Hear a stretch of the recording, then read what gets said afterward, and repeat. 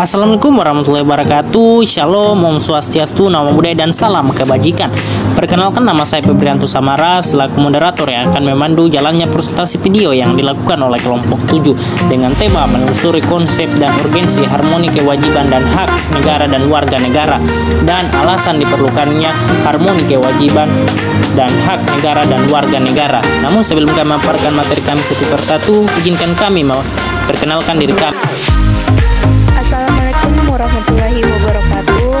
Perkenalkan, nama saya Fitria Prani Malik, NIM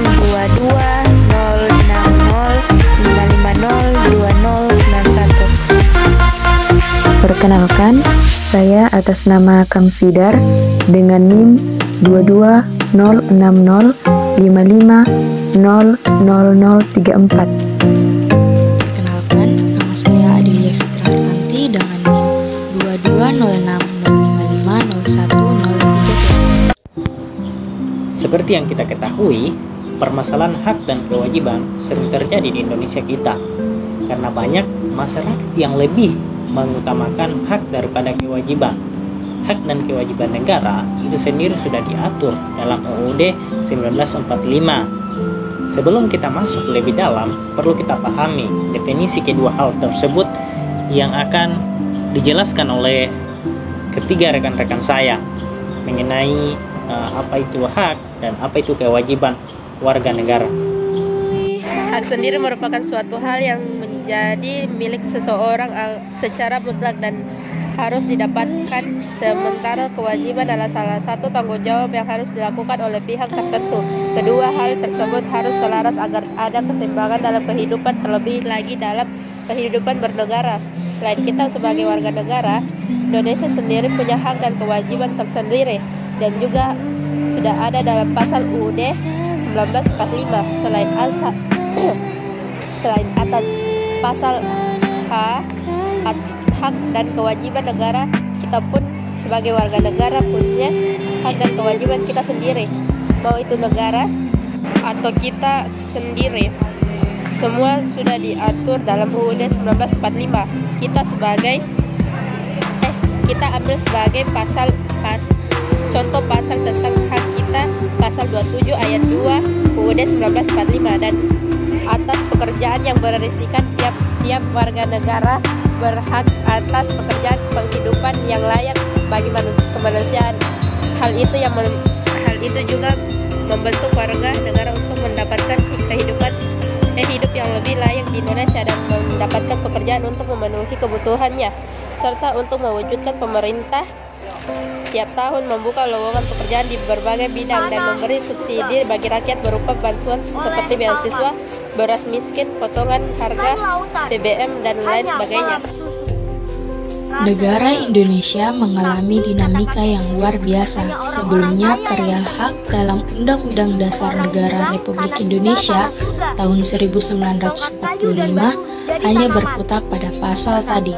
Setelah amandemen keempat pada Undang-Undang Dasar Negara Republik Indonesia tahun 1945, sekarang aturan dasar tentang hak tadi disebutkan sebagai HAM atau hak asasi manusia.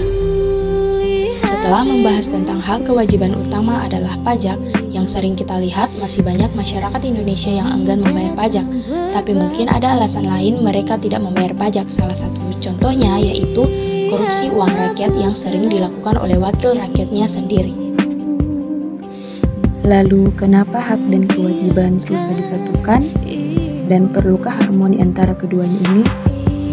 Pada zaman penjajahan dulu, rakyat sering diperintah untuk melayani kasta tertinggi tanpa mendapatkan haknya sebagai rakyat. Dan juga pada zaman modern saat ini, banyak orang yang menuntut hak mereka dengan cara yang kasar, tapi enggan menjalankan kewajibannya. Itulah kenapa sangat sulit membentuk jembatan harmoni di antara keduanya.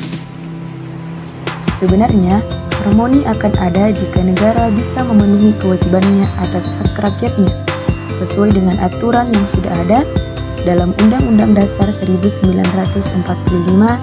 Dengan begitu, rakyat juga tidak akan menuntut hak mereka seenaknya. Dan untuk rakyat atau warga negara, wajib menjalankan kewajibannya, yaitu membayar pajak Yang utama karena negara sudah menyediakan berbagai fasilitas yang sering kita gunakan sehari-harinya. Sebagai orang yang berpendidikan, saat ini kita harus lebih memahami tentang hak dan kewajiban kita sebagai warga negara yang baik dan mempunyai rasa kepedulian dan toleransi antar sesama terhadap bangsa dan masyarakat lainnya. Tak hanya untuk dipahami, namun harus dilakukan agar negara Indonesia semakin tentram ke depannya. Harmoni tercipta dengan adanya kita sebagai warga negara yang baik dan terdidik atau menjadi smart and good citizen.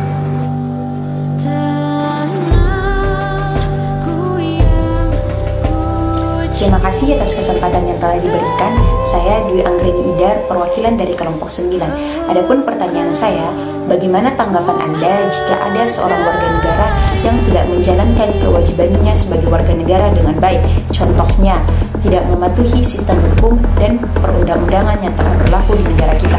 Sekian. Baik, kami dari kelompok 7 selaku kelompok penyaji akan menjawab pertanyaan dari teman-teman kelompok 9 mengenai tanggapan kami jika ada suatu warga negara yang tidak menjalankan kewajibannya sebagai warga negara, contohnya tidak mematuhi hukum dan perundang-undangan yang berlaku di negara. Nah, menurut kami, seperti yang kita ketahui bahwa negara Indonesia dengan sistem demokratis. Dalam sistem demokratis, setiap warga negara memiliki hak dan kewajiban yang diatur oleh konstitusi dan hukum di negara. Mematuhi hukum dan peraturan yang berlaku adalah bagian dari tanggung jawab setiap warga negara untuk menjaga ketertiban sosial dan keamanan negara. Oleh karena itu, dalam menanggapi kasus seperti ini, kami berpendapat bahwa perlu adanya proses hukum yang adil dan pengakuan terhadap hak asasi individu agar pemenuhan hak dan kewajiban ada keseimbangan dalam kehidupan bernegara itu sendiri.